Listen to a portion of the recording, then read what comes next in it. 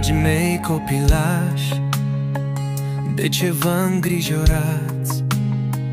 Nu sunt eu acela oare ce vă scap de la pierzare? Eu vă vin în ajutor și vă scot izbăvitor. Laudă-mă în bucurie, laudă-mă și în necaz, chiar și dacă în taină lacrimi îți curg pe obraz. Laudă-mă în orice vreme, nu descuraja. Eu, Domnul, sunt de partea ta.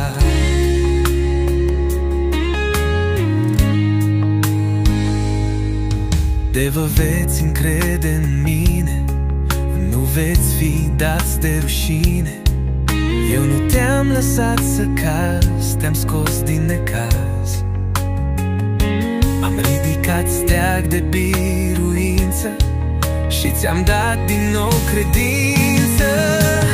Laudă-mă în bucurie, laudă-mă și în necaz, chiar și dacă în taină lacrimi îți curg pe obraz.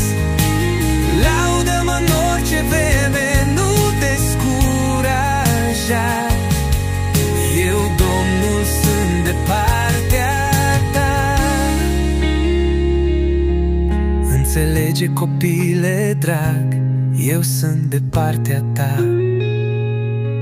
Eu te vreau la dreapta mea, chiar dacă furtuna ar fi grea.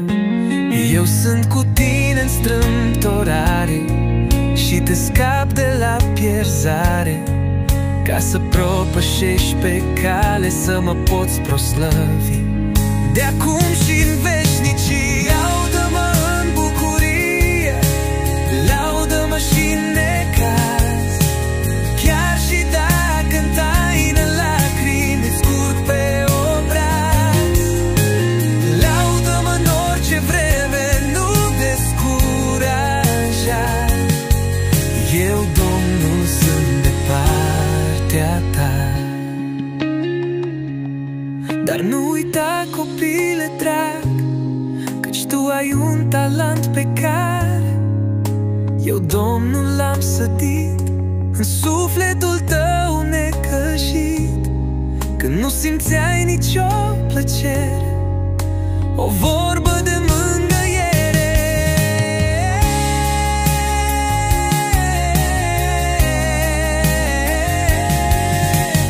Laudă-mă în bucurie, laudă-mă și în necaz, chiar și dacă în taină lacrimi îți curg pe obraz.